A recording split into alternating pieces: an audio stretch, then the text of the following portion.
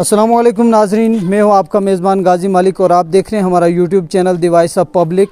हम इस वक्त मौजूद हैं रामबन की पंचायत गुई बेहमदासा के अंदर और यहां का एक हाई स्कूल जो आप बोर्ड सामने देख सकते हैं, government high school Behmadasa, Jungul district Ramban. और ये जो एस्टेब्लिश यानी स्कूल जो स्थापित किया गया है, स्कूल का जो आगाज़ हुआ है वो 1956 में हुआ है। और अगर हम बात करें तो करीबन इस स्कूल की उम्र जो है वो 66 साल के करीब बनती है और हिंदुस्तान की आज़ादी की उम्र जो है वो कुछ ही दिन के बाद 75 साल होने को है। और अगर हम इसमें फ़र्क करें तो ज़्यादा से ज़्यादा 8 या 10 साल का फ़र्क जो है वो बनता है। हिंदुस्तान आज़ाद हुए 75 साल हुए और हिंदुस्तान जो है अपनी 75वीं आज़ादी की सालगिरह जो है वो मनाने जा रहा है। लेकिन हिंदुस्तान के इस इलाके का ये स्कूल जो है वो 56 से लेकर आज 2022 तक जो है इसकी हालत कोई ख़ास जो है वो बदली नहीं है। हालत अगर बदली है तो वो सिर्फ ये हुआ है कि स्कूल जो है प्राइमरी से मिडल हुआ है और मिडल से हाई स्कूल हुआ है। लेकिन इस स्कूल के अंदर किस किस्म का इंफ्रास्ट्रक्चर मौजूद है, यहाँ का स्टाफ कितना है और यहाँ पे बच्चे कितने हैं जो ज़ेर तालीम हैं, ये सब सवाल जो हैं हमारे सामने हैं।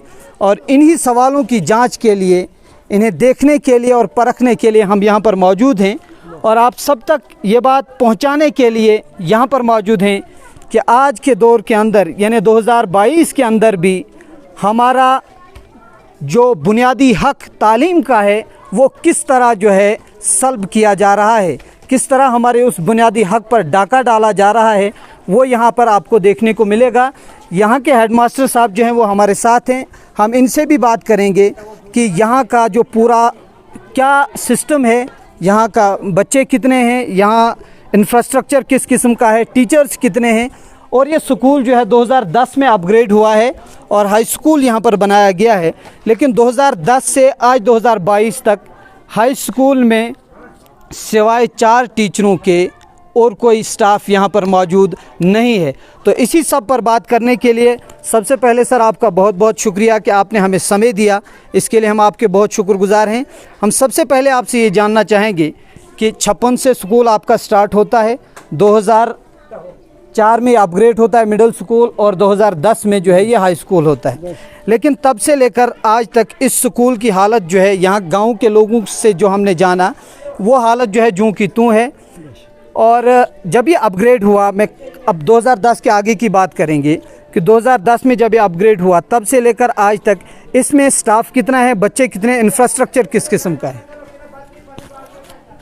गाजी साहब, आपके यहाँ आने का बहुत बहुत शुक्रगुजार हूँ और आप यहाँ तशरीफ़ लाए। तो यहाँ स्कूल की जो कंडीशन रही है शुरू से वो जूं की तूं रहे और वो आपके सामने सब कुछ दिख रहा है। तो ये हमारा स्कूल जो है 2010 से जो अपग्रेड हुआ है ये LHS के नाम से जाना जाता है, जबकि हमारा स्कूल जो है ये 10वीं क्लास हमारी बदस्तूर जैसे बाकी स्कूल हाई स्कूल जो फंक्शन कर रहे हैं उसी तरह हमारा हाई स्कूल भी 2010 से फंक्शन कर रहा है। 10वीं जो क्लासें यहाँ से हम जो है उनका इम्तिहान बाज़ाब्ता तौर पर बोर्ड के थ्रू हो रहा है। तो यहाँ स्टाफ की कमी है, सैंक्शन पोस्टें जो हैं वो हमारे पास सिर्फ 5 हैं, जबकि 4 फिलअप हैं और 1 पोस्ट जो है अभी भी वैकेंट पड़ी है। तो बाकी इंफ्रास्ट्रक्चर का जहाँ तक ताल्लुक़ है, ये हमारी पुरानी बिल्डिंग है, यहाँ आप देख रहे हैं सामने, ये 5-6 कमरों पर मुश्तमिल है, जिसमें छोटे छोटे 2 कमरे हैं। तो एक हमारा ICT लैब है, एक बड़ा जो कमरा था जहाँ हमारे कम से कम बहुत सारे 20-30 बच्चे आ सकते थे। बदकिस्मती से हमारी जो है एकोमोडेशन का जो मेन प्रॉब्लम रही है, तो एक ICT लैब के लिए वो रखा गया है। बाकी छोटे छोटे 2-3 कमरे जो हैं वहाँ एक आध 10-10 बच्चे हमें आ सकते हैं ज़्यादा से ज़्यादा। तो अक्सर जब बारिश मौसम ख़राब होता है, बारिशों का सिलसिला जारी रहता है, तो यहाँ बैठने का जो है बहुत मुश्किल होती है। जब मौसम साफ़ होता है तो हम इनको खुले आसमान के तले ग्राउंड में बच्चों को अक्सर बैठाते रहते हैं। सर हम ये जानना चाहेंगे कि टोटल जो बच्चों की स्ट्रेंथ है यहाँ पर वो कितनी है? हाँ सर, ये ऐसा है कि यहाँ स्ट्रेंथ जो है हमारे हाई स्कूल भीमदासा में इस वक्त एट प्रेजेंट हमारी स्ट्रेंथ है 203 बच्चे, 203। टीचिंग स्टाफ 4 का है। हाँ, टीचिंग सब क्लासें 10 हैं। हाँ, क्लासें 10 हैं, टीचिंग स्टाफ सिर्फ 4 है, और अभी भी एक पोस्ट हमारी जो है वो वैकेंट पड़ी है। तो वो 10 क्लासें आप 4 टीचर कैसे मैनेज करते हैं? देखिए सर, 10 में 4 टीचर्स में एक तो हेड मास्टर है यहाँ का, वो तो ऑफिस का काम संभालते होंगे, वो देखते होंगे, बाकी निगरानी वगैरह, तो बाकी जो पढ़ाई के लिए वो 3 टीचर बचते हैं। जी जी जी। तो वो कैसे आप मैनेज करते हैं? क्या ये पॉसिबल है कि 3 या 4 टीचर 10 क्लासों को पढ़ा सकते हैं, 50-60 सब्जेक्ट?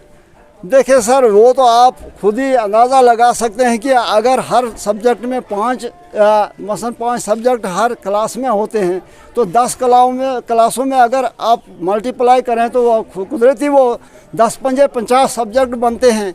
तो ये सब कुछ मैनेज करने के लिए हमें जो है, जब हम स्कूल यहाँ आते हैं और 2 बज जाते हैं, तो हमें ये पता नहीं होता है कि हम किस दुनिया में हैं। हम गुमसुम रहते हैं बच्चों के बीच में, और हम जितनी हमारे से कोशिश होती है हम अपनी तरफ से अनथक जो है मेहनत करते हैं। उनको जो कुछ हमारा जो मवाद है हमारा हमसे हो सकता है हम उनको पढ़ाते हैं, तो वो ये करना पड़ता है, अदरवाइज़ इतना लोड जो है उठाना बहुत मुश्किल है। इससे कहीं ना कहीं जहाँ तक बच्चे 203 हैं, टीचिंग स्टाफ आपका 3 या 4 का है, तो जहाँ बच्चों के कैरियर पर असर तो वो ज़ाहिरन पड़ता है, क्योंकि वो आप उसमें जो है वो पूरा नहीं कर पाते होंगे।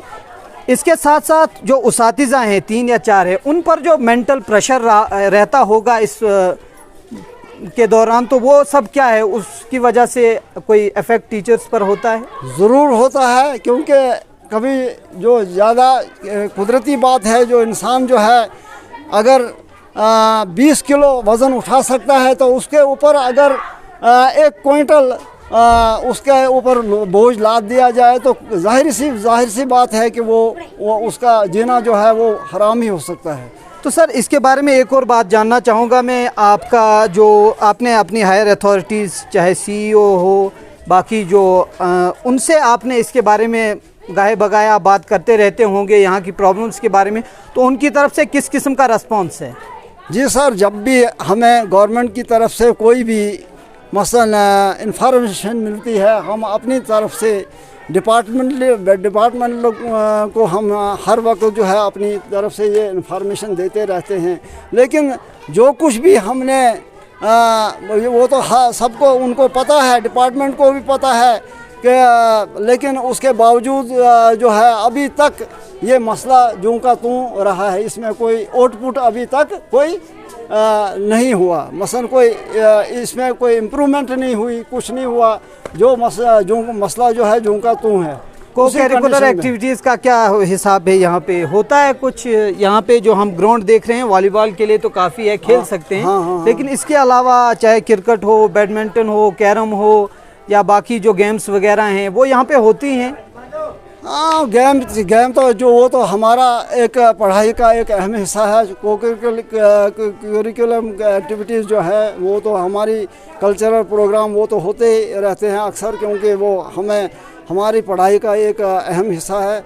अक्सर यहाँ वॉलीबॉल ग्राउंड भी इतना महदूद ही है, इतना कोई बड़ा वास्ट हमारा एरिया नहीं है, तो उसके बावजूद फिर भी हम जो है हमारी जो ये वॉलीबॉल जो है यहाँ चलता है। क्रिकेट तो यहाँ माहली है, क्योंकि इतना फील्ड हमारे पास अवेलेबल नहीं है।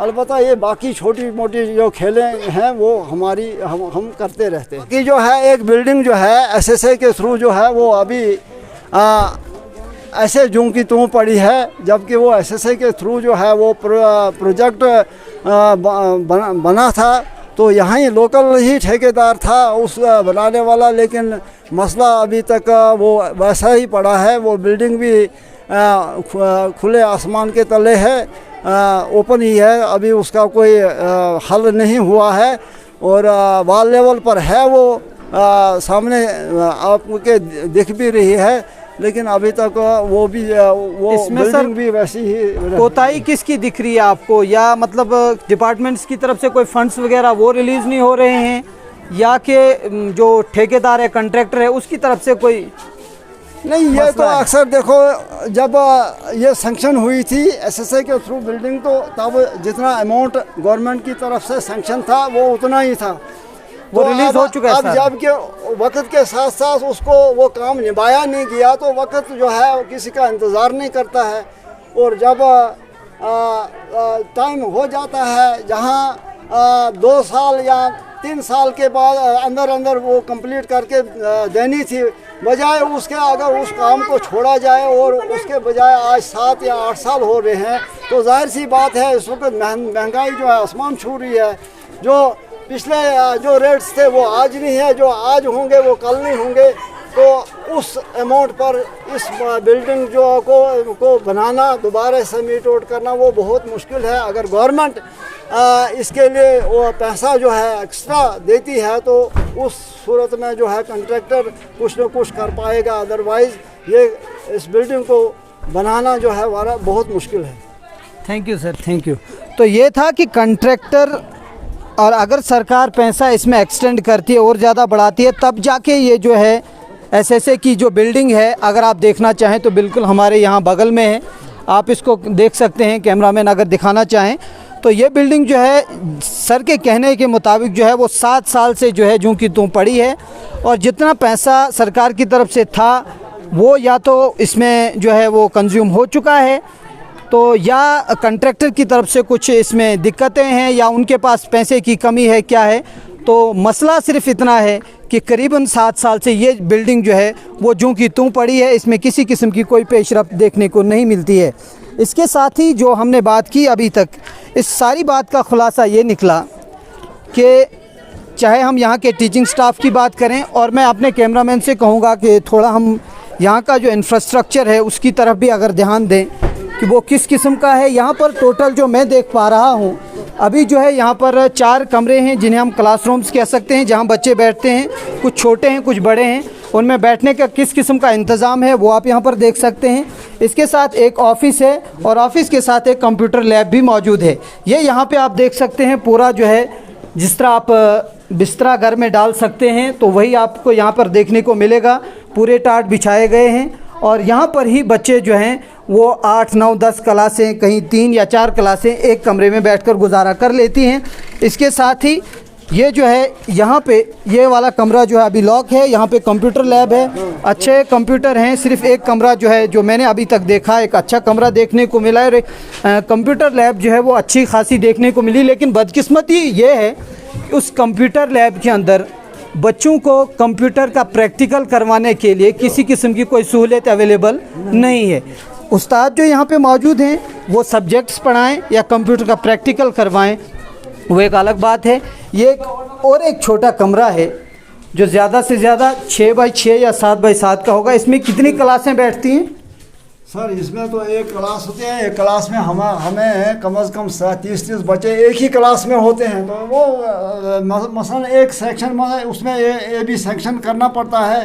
पहले ए सेक्शन में 10 बच्चों को बिठाते हैं, फिर बी सेक्शन में और 10 बच्चे हैं उनको बिठाते हैं। तो इस तरीके से हम जो है इनको ये सिस्टम बिठाने का करते हैं जी। तो यहाँ के बच्चों से हम बात करना चाहेंगे किस किस्म की यहाँ पे क्या मतलब टीचिंग स्टाफ जो उस्ताद हैं आपको जो पढ़ाते वगैरह हैं, तो क्या ये पूरे हैं या कम है? उस्ताद यहाँ पे पूरे हैं कम है? कम है उस्ताद कम है यहाँ पे। जब मास्टर पूछते तो पढ़ा लेते, वरना एक एक क्लास को जाते, काम मास्टर है ना जी।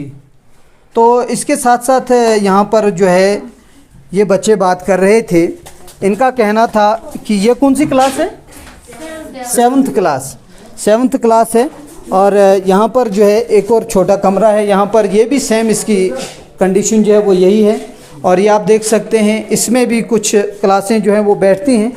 तो खुलासा ये है सारी बात का, जितना हम इसको लंबा करेंगे उतना लंबा करने के लिए हमारे पास अल्फाज भी काफ़ी होंगे बोलने के लिए, और यहाँ के हालात भी इतने अच्छे हैं कि उन हालात पर कम से कम आधा घंटा 1 घंटा बात की जा सकती है, लेकिन हमारी बात जो है ज़्यादा लंबी ना हो, इसके लिए हम यहाँ से जो है अपनी बात को ख़त्म करना चाहेंगे। लेकिन एक बहुत बड़ा इम्तिहान यहाँ की एडमिनिस्ट्रेशन के लिए, यहाँ के सियासतदानों के लिए और यहाँ के नुमाइंदों के लिए, जो पब्लिक जो है हर बार यहाँ पर वोट देकर जिन्हें बड़े बड़े ओहदों पर पहुँचाती है, उनके लिए सबसे बड़ा सवाल ये है कि क्या इस दौर के अंदर भी यहाँ के लोग, यहाँ के बच्चे और हिंदुस्तान का मुस्तकबिल, जो हिंदुस्तान आज 75वीं आज़ादी की सालगिरह जो है वो मनाने जा रहा है, क्या इस दौर में भी यहाँ के बच्चे एक बुनियादी हकूक़ जो तालीम का है उससे महरूम रहेंगे? और क्या इस दौर में भी 200-250 बच्चों के लिए 3 या 4 टीचर्स का जो है वो होना काफ़ी है? ये सब सवालात उन सियासतदानों के लिए, इस एडमिनिस्ट्रेशन के लिए हम छोड़ के जा रहे हैं। इसके साथ ही मैं आपसे इजाज़त चाहूँगा। अपना और हमारे इस चैनल का ख़ास ख्याल रखिएगा। अल्लाह हाफ़िज़।